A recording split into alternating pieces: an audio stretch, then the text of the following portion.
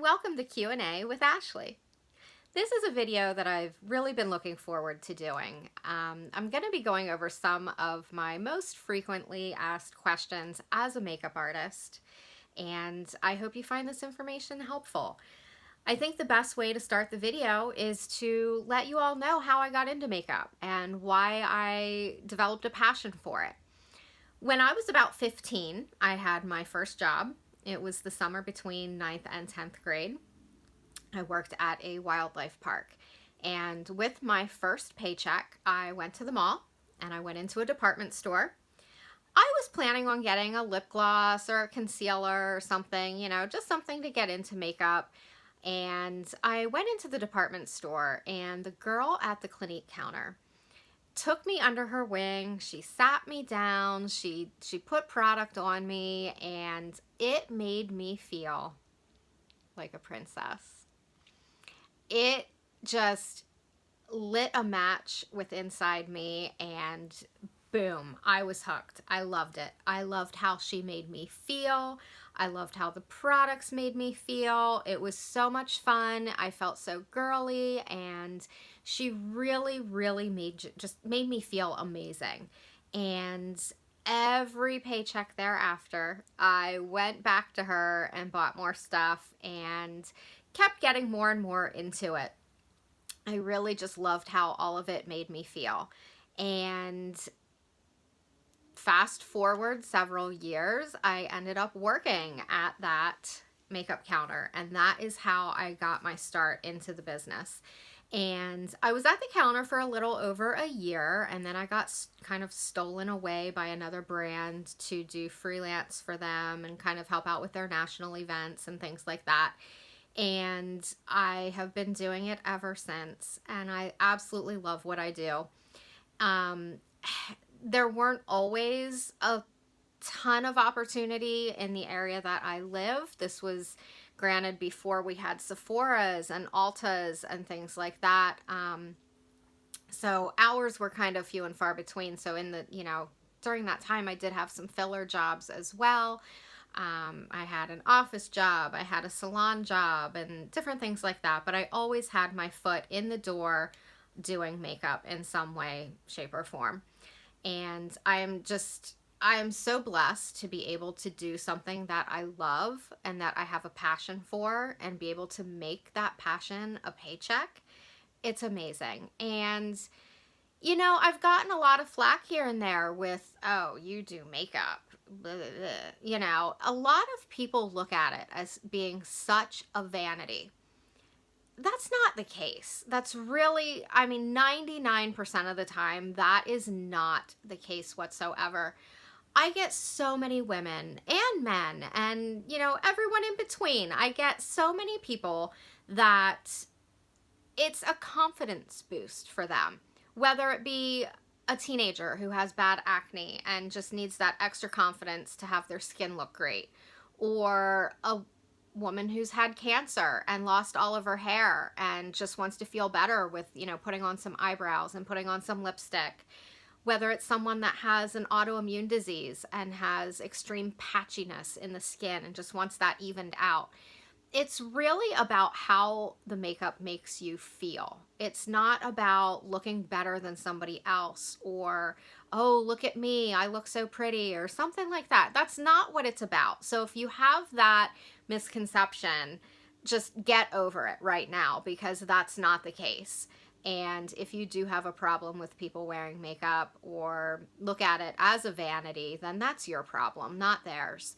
And I just want people to know that it's all about how it makes you feel. And I think everyone deserves to feel beautiful. Everyone deserves to feel good about themselves.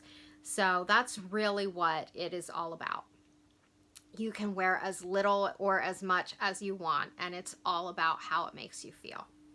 So that is how I got into doing makeup and why I got into doing makeup. And like I said, I get to make my passion a paycheck, and don't ever let anybody tell you that that's not possible. So that's my little story.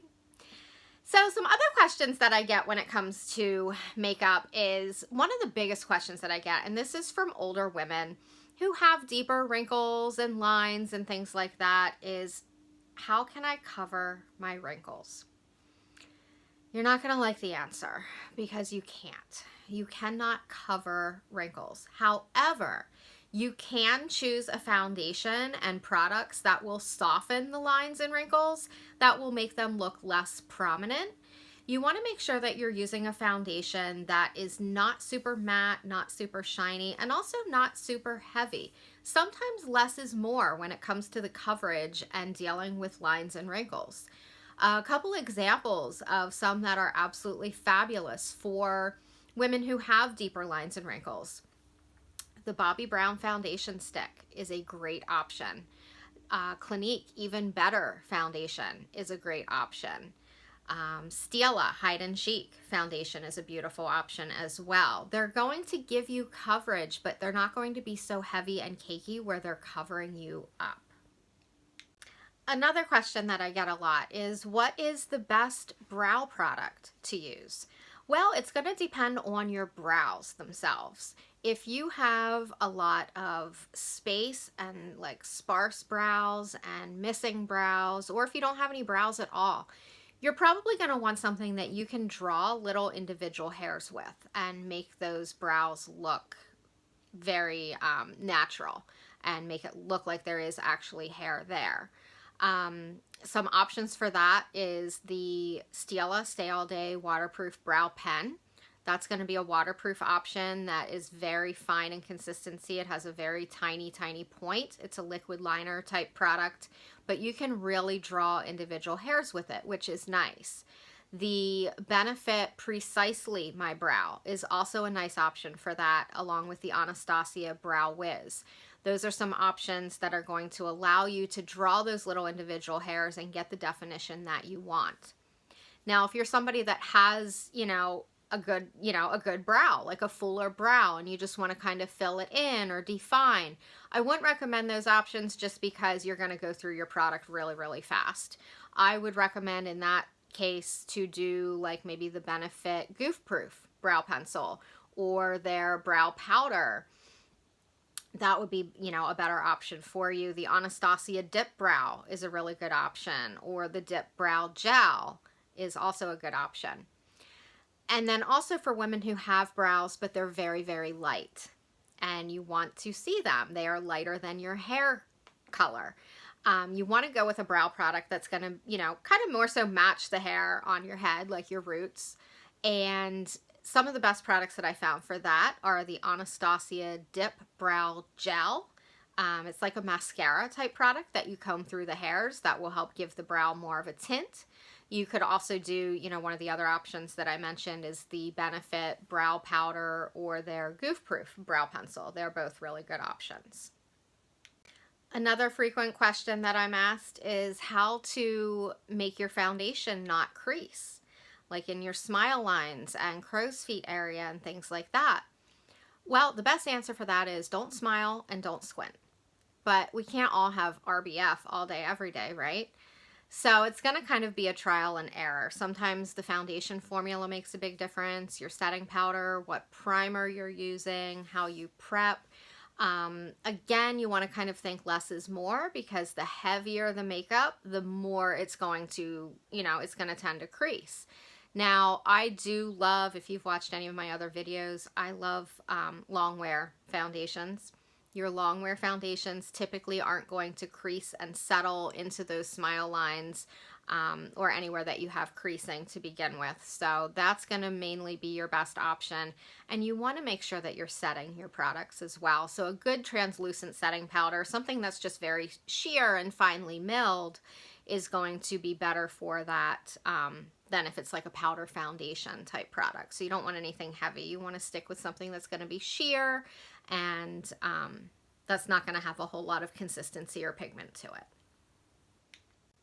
The infamous, what color of lipstick should I wear? Question. The answer to that is, honey, you wear whatever color of lipstick you like. It's, at the end of the day, it's going to be what you like and what you feel comfortable in. There is not just one color of lipstick that's going to look good on you. A lot of women are afraid or think that they can't pull off, you know, darker colors or reds and things like that. If you don't like reds, then don't wear red. You know, it's not, there's no real rule as far as what lipstick color you can or cannot wear. It is all about what you like and what you don't like. Some safe options, if you go with like a dusty rose or a nude pink, anything that's going to be in like a medium intensity type shade, you don't want to go lighter than your lip color. Unless you are doing a really dark smoky eye, you do not want to go lighter than your lip color because you will look like a corpse. And I don't think that's the look that most women are going for on a daily basis. So anything that's a medium intensity that has a little bit of a rosy or mauve-y pink tone to it, that is going to be your safe zone. A really nice one that well, a couple nice ones that I really love and recommend often to women. The Becca Cosmetics lipsticks are beautiful. There are 2 shades that I put on women more than any other shades. Those are the colors Sorbet and Orchid. They are fantastic. They really look great on just about everyone. They're just very, very safe colors, so you can't go wrong with those. Another good one, Lancome, their color design lipsticks. They have, one is called Designer Bloom, and the other one is Ooh La La. They're great options as well. Chanel has a beautiful color. It's called Legend. It's just kind of a nude pink. That's actually the one that I'm wearing today. If you look in the description bar, you will see that. And it's just kind of a foolproof option. Those are really going to go with anything that you wear, and they're just a great everyday lipstick that you can just pull out of your purse and throw on and not have to worry about. For special occasions and things like that, I always recommend to go a little bit maybe deeper or brighter in tone, especially if you're going to be taking pictures. That's when I would move up into more of like your berry or your wine colored type shades. But again, depending too on what you're wearing, you may just be able to stick with that rosy pink or the, you know, the more rosier pink tones. And last but not least, shimmer over a certain age. Can you wear shimmer or sheen on the eyes or the lips over a certain age? And the answer to that is absolutely. There is no age limit on shimmer and sparkle and shine. If you want to shimmer and shine, you go for it. Again, this is going to be something that is going to depend on your comfort level. And if you like it. If you don't like shimmer and you don't like glitter, then duh, don't wear it. But if you do love the look of it, oh my goodness, go for it, girl, because it'll make you feel so good. And again, this is all about how you feel. This is a feel-good business. We are in the feel-good business, and it is so important to feel good about yourself. Now, the thing to understand with shimmer is there are going to be so many different levels of shimmer. There are your satin finishes, which aren't going to be completely matte. They're not going to be flat. They're going to give that little bit of iridescence and dimension to the color. They are going to be a safe zone. Then you have your shimmers, which are going to be more of like a soft sheen, a soft shimmer. It's not going to be a heavy, chunky glitter or sparkle. And then you are going to have your glitters, which are going to be more of your chunky sparkle. That might not be up everyone's alley, and that's totally fine. But there are different levels of the shimmer and the glitter, so please don't be afraid. If a makeup artist wants to put you in something that has a little bit of a sheen to it, or, you know, if you're looking to try new things, get a palette that has some different options in it. Especially for eyes, you don't want to do a completely matte eye because then everything's going to look very dry and one-dimensional, and your matte finishes are going to settle into and accentuate lines more than your shimmers will. It's always nice to mix those textures and finishes as well. So you could do a matte base and you could put a little bit of a luminous shade on top of it just to give that little bit of extra added dimension and shine. So I hope this information was helpful to everyone. These are just, like I said, some of the most frequently asked questions that I get as a makeup artist. And if you have any questions that you would like me to answer, please leave them in the comments below. Be sure to subscribe, and I will see you all in my next video.